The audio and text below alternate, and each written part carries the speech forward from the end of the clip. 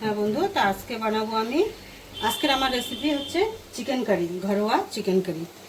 তো তার জন্য হচ্ছে মশলা, পেঁয়াজ, টমেটো, এটাতে আছে রসুন, আদা, লঙ্কা। এইটাকে একটু ভেজে নেবো এবার। মশলাটা ভেজে করলে চিকেনটা বেশি টেস্টি হয়।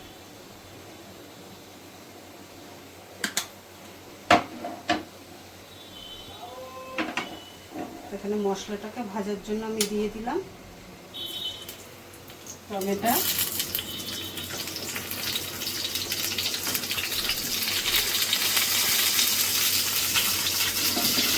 এখানে দিলাম পেঁয়াজ,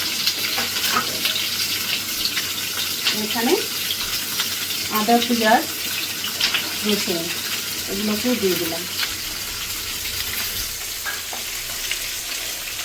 এটা মশলাটা আবার তাড়াতাড়ি ভাজার জন্য একটু দিয়ে দেবো নুন দিলে তাড়াতাড়ি ভাজাটা হয়ে যায়, তাই অল্প করেই দিলাম নুন।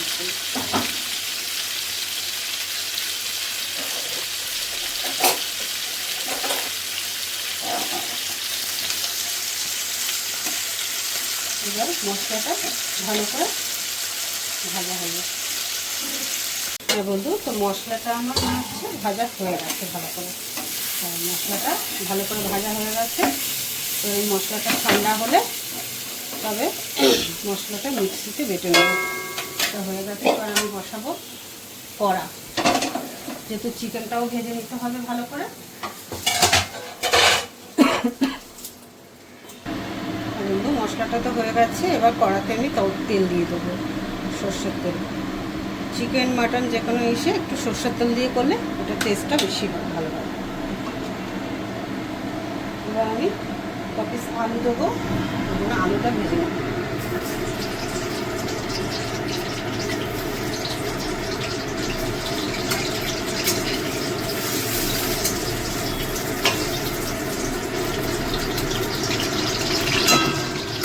আলুটা ভেজে নেব। বন্ধু দেখি আলুটা ভাজা হয়ে গেছে।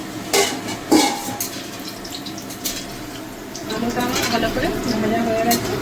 এবার আলুটা তুলে নেব।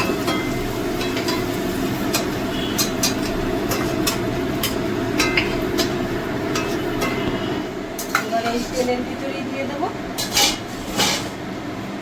চিকেন। যেহেতু চিকেনটাও ভাজবো, চিকেনটা ভেজে নুন হলুদে মাখিয়ে রেখেছিলাম। এবার এই চিকেনটাকে ভেজে নেব।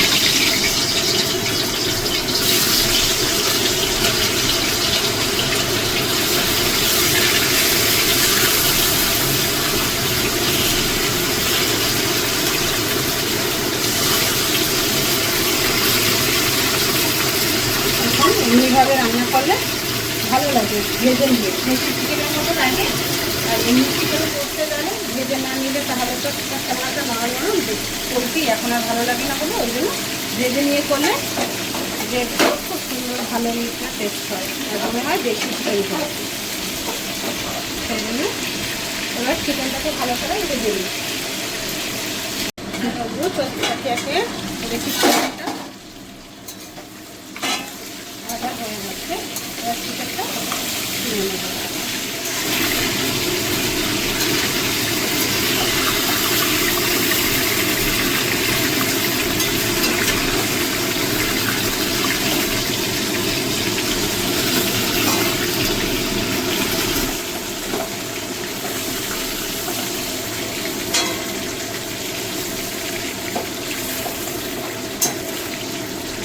তেলটার ভিতরেই মশলাটা দিয়ে দেবো।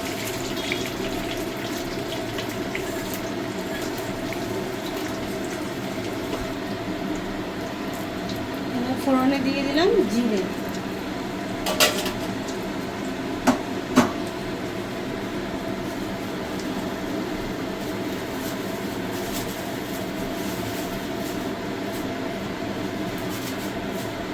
এবার দিয়ে দিলাম একটা তেজপাতা। তারপরে যে মশলাটা আমি ভেজে রেখেছিলাম সেই মশলাটাকে ভালো করে পেস্ট করে নিয়েছি। এবার আমি এটা দিয়ে দেবো।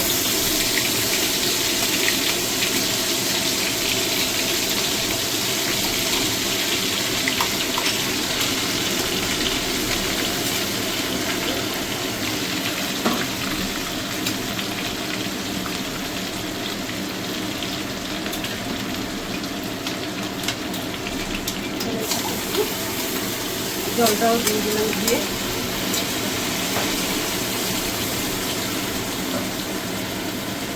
দিয়ে দেবো।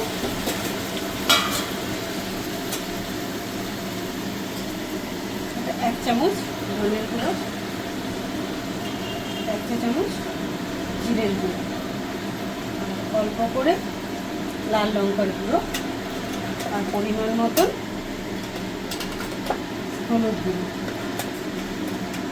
যেহেতু হলুদ গুঁড়ো আমি অনেকটাই আগে দিয়েছি চিকেনে, তাই অল্প দিলাম এখন।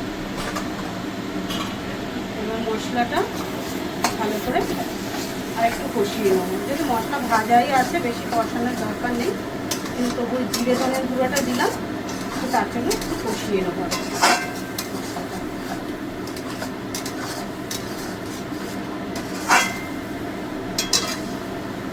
মশলাটা ভালো করে একটু কষিয়ে নেব। বন্ধু, তো দেখে নিই মশলাটা আমার কষানো হয়ে গেছে। মশলাটা আমার ভালো করে কষানো হয়ে গেছে। এবার একে একে চিকেনটা দিয়ে দেবো। চিকেনটা দিয়ে আরেকটু কষিয়ে নেবো, আর তার সঙ্গে আলুটাও দিয়ে দিলাম। চিকেনটা কষাবো আর একটু সামান্য এটাই জল দিয়ে দেবো। এটা গরম জল আছে, গরম জল একটু দিয়ে দিলাম।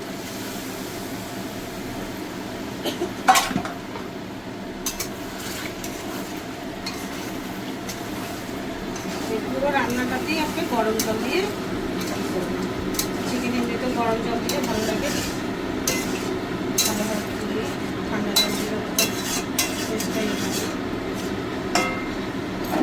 জাস্ট 2 মিনিট একটু কষিয়ে তারপরে জলটা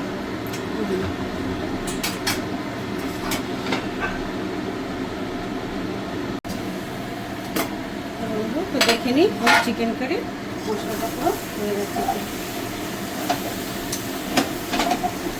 ভালো করে চিকেনের মশলাটা হয়ে গেছে। এবার দিয়ে দেবো সাথে গরম জল।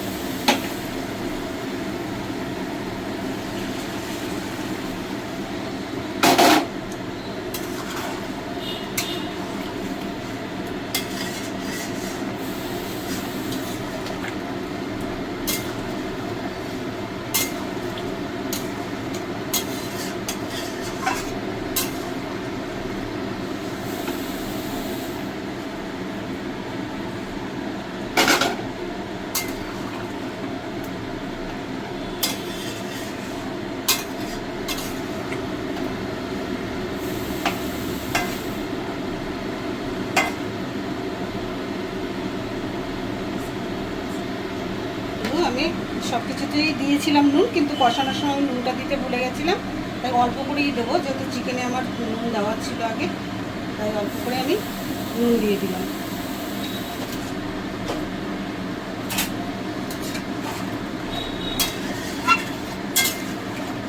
এবার 10 মিনিটে আমার চিকেন কারি রেডি। 10 মিনিট।